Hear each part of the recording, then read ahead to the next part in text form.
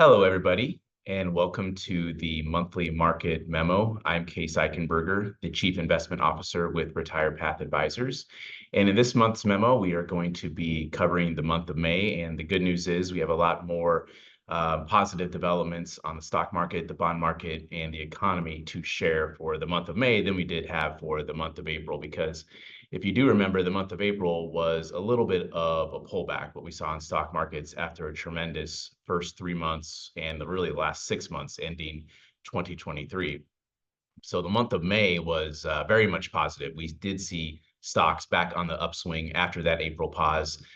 Stocks globally, really around the world, did move much higher for the month of May. We actually looked at this and we noticed stocks were up about 5% for May. That marked one of the best months of May since 1950. So this was a really good start to the summer. The old adage, sell in May and go away, is something you may hear on Wall Street or may hear in the news publications. It's something you do not want to follow for investment advice. And last month's market action really did prove that. We saw positive developments among sentiment. We saw positive developments among earnings and positive developments amongst federal bankers sending mostly dovish signals around the path of interest rates for the future.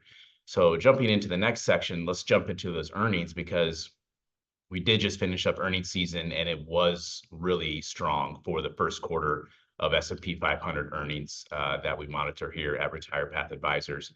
We saw a tremendous quarter. Obviously, we were expecting earnings growth coming into the quarter, and we actually saw analysts improve their expectations for earnings going out to the rest of this year, 2025, and even to just last quarter. So everybody was moving higher, and that stock prices did follow those earnings sentiments reactions. We saw NVIDIA move much higher, as you've all noticed, but also some of these more, I guess, stable companies like Walmart, Pfizer, and even Apple Computer, which was a growth company and now is more of a core company, all were up over 10% for the month of May.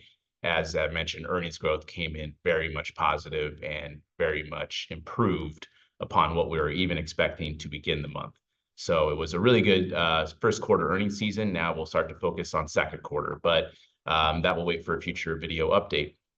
We also did see the Federal Reserve stick to their plan. They are at a 23-year high amongst the short-term interest rate that they can control, which is between 5.25% and 5.5%. You see that on your money market yields now. You see that on your bank CDs. Very much a high watermark right now. They're keeping hold with that and likely not to hike. And we still believe the next move may be a cut, but we will have to be patient on that as there is still a lot of financial data and economic data to digest between now and the end of the year. We still expect a cautious approach with the rest of policy regarding the Federal Reserve, especially as we get closer to the election. That may prove to be more of a pause than anything. But overall, it's still expected to be somewhat dovish monetary policy, which can be good for stocks, as really Q1 GDP came in a little bit less than expected at 1.6%. The good news is Q2 GDP is expected to be much higher than that. We still believe the economy is on very solid footing. And then finally, we did see sentiment bounce higher. If you remember in my last video, I talked about how really there was a lot more people on Wall Street being bearish than bullish, which is typically a contrarian indicator for us long-term investors. We like it to see people bearish because we want to buy those good companies at less prices. And that's what happened in April. Stocks went down, and then back in May, stocks went back up, and you saw bullish behavior really take over control.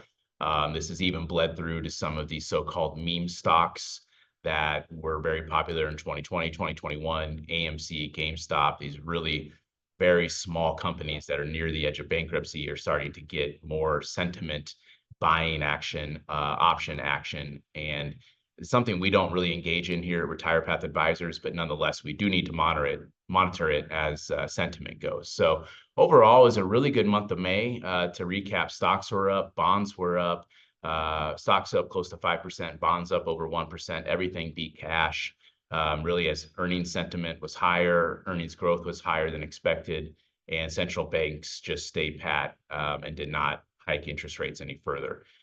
We do know markets ebb and flow. The month of April was down, the month of May was up. So it is always important to stick to your long-term retirement plan that your Retire Path advisor has set forth to you for you with our firm. But please reach out with any questions. Of course, always we do approach the management of your complete financial landscape very seriously by being a trusted steward, advocate, and confidant. Again, thank you very much. I'm Case Eichenberger, the Chief Investment Officer with Retire Path Advisors. If you have any questions, please reach out directly to your advisor at Retire Path. You can always email us, visit our website for more updates, more posts on videos on our blog, and find any more information you may need. Thank you again. Have a great summer.